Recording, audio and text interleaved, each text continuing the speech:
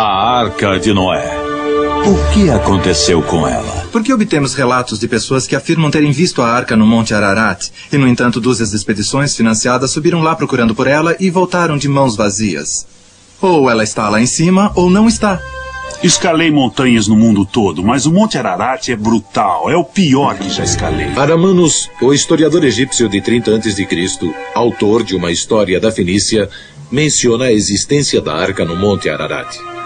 Também no mesmo período, Nicolau de Damasco, o biógrafo de Herodes o Grande, falou da aterrissagem da arca perto do cume de Ararat e relatou que as madeiras ainda estavam lá. Eu estudei todos os avistamentos históricos que se conhece da arca no Monte Ararat. Nos últimos 150 anos, muitos desses relatos de avistamentos têm sido consideravelmente detalhados. Eu comparei 34 desses avistamentos e descobri que existe uma enorme consistência entre as testemunhas oculares, mesmo sem se conhecerem. Em 1883, o governo turco enviou uma expedição ao Monte Ararat para vistoriar os danos causados por um recente terremoto. A expedição relatou a descoberta da parte frontal de uma barca muito antiga projetada para fora do gelo a 4.200 metros acima da montanha. O grupo tirou medidas, entrou na arca e relatou ter visto estábulos e jaulas dentro da grande embarcação. Infelizmente, o relatório turco suscitou muito pouco interesse internacional devido à presente popularidade da teoria da evolução de Charles Darwin. No Monte Ararat, é claro, ocorrem mudanças sazonais do tempo. As chances de se ver a arca são muito aumentadas durante os quentes meses de verão, como agosto e setembro. No entanto, existem ciclos de tempo mais quentes ocorrendo em certos anos que provocam o aumento do degelo dos picos. É possível e mesmo provável que a arca só seja visível ou acessível durante esses períodos ocasionais de temperaturas mais altas. Quando circundei a montanha, vi ali uma estrutura escura, enorme, algo do tamanho de um navio de guerra. Era uma embarcação estranha, mas nitidamente um barco com uma cobertura arredondada. A notícia do avistamento do tenente Sabarotes chegou até o próprio czar Nicolau. Em 1917, o czar despachou 2 companhias de soldados para localizar e documentar esse achado extraordinário. Os soldados encontraram e mediram a arca. Eles também fizeram um registro fotográfico do grande barco. Infelizmente, esses eventos estavam ocorrendo justo quando a Revolução Comunista estava irrompendo.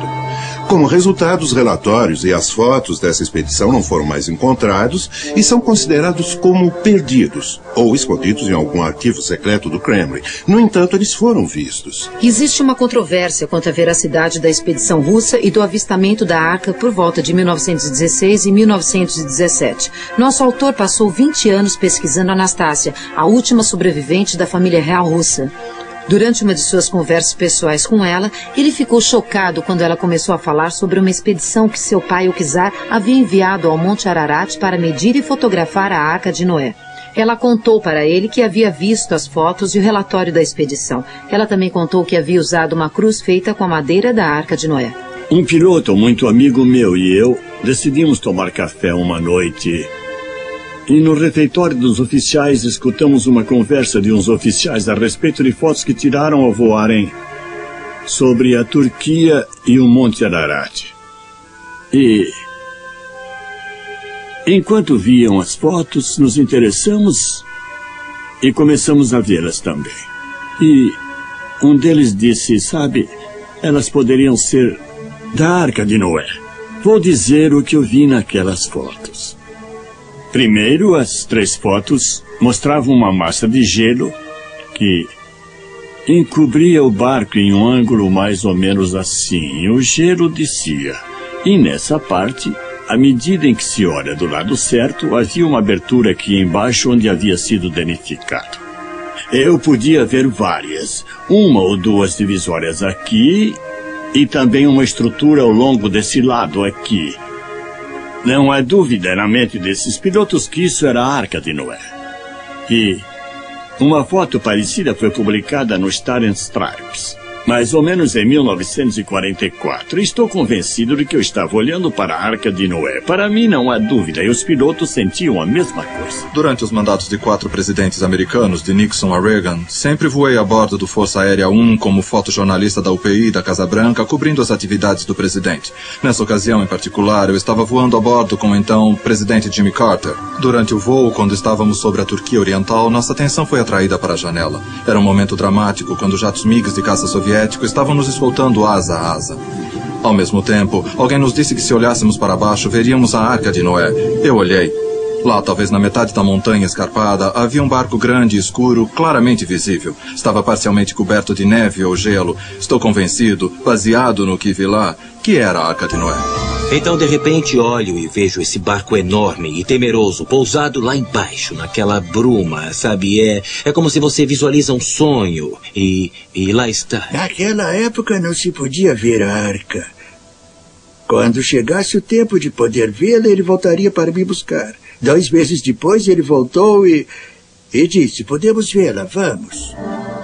Quando ouvi a história de Ed Davis sobre a Arca de Noé, pensei que devia não só investigar a história, como também o próprio Ed Davis pessoalmente. Fui a Albuquerque, Novo México, e contratei um especialista em polígrafo, com cerca de 15 anos de experiência na polícia. Eu contei a ele a história de Ed Davis e ele disse, Larry, me dê meia hora com esse cara e eu dobro. Após 2 horas intensas, o especialista em polígrafo disse, Larry, não sei te dizer em que montanha Ed Davis esteve. Nem sei te dizer se era a Arca de Noé, mas uma coisa eu digo. Ed Davis viu um barco, e ele não está mentindo. O acaso desempenhou um papel importante no relato do testemunho do Dr. Ahmet Ali Arslan. O Dr. Arslan é o chefe do departamento de Washington para um importante jornal da Turquia e antigo locutor da rádio A Voz da América. Mas ele conhece o Monte Ararat como poucos. Em 1989, escalei a parte norte do Monte Ararat, que é do lado oposto à Garganta Aora, o lado mais perigoso do Monte Ararat. De repente, o gelo e a neve começaram a ceder. Eu tive sorte de não cair nas fendas, pois, do contrário, eu estaria morto. Quando me recobrei, notei que, a 30 ou 60 metros de distância, havia uma estrutura tipo construção, certamente feita de madeira. Parecia quase uma cabina de capitão. Imediatamente peguei minha câmera e tirei fotos. Pode-se ver vigas retas e planas. Definitivamente, parece uma estrutura feita pelo homem. Acredito que o que eu vi e fotografei é, sem a menor dúvida, a Arca de Noé. Em agosto de 1990, numa expedição de helicóptero ao redor do Monte Ararat, voamos sobre a geleira na face nordeste da montanha. Foi nessa ocasião que tiramos essa foto de um objeto retangular que acreditamos ser a Arca de Noé. Pode-se ouvir todas as histórias que vêm daquela comunidade de nações em torno do Monte Ararat, e elas parecem ter um pensamento central que vem à tona: a história de Noé. Todas as evidências conduzem ao fato de que aquele grande barco que tem sido visto no Monte Ararat tem que ser a Arca de Noé.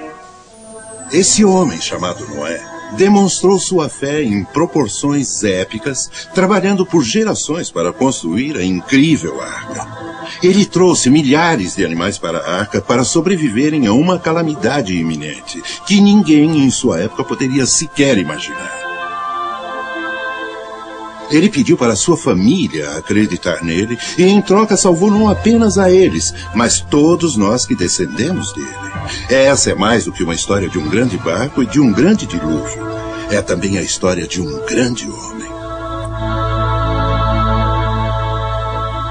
Não é incrível como esse livro, há tanto tempo valorizado como um tesouro de fé e orientação, está de repente emergindo também como um fantástico documento histórico? A tecnologia científica moderna, como vocês viram, parece apoiar a história que a Bíblia tem contado há milhares de anos. Se a existência da Arca de Noé no Monte Ararat está para ser confirmada, podemos perguntar: por que Deus a preservou, mas permitiu que ficasse escondida do mundo todos esses anos?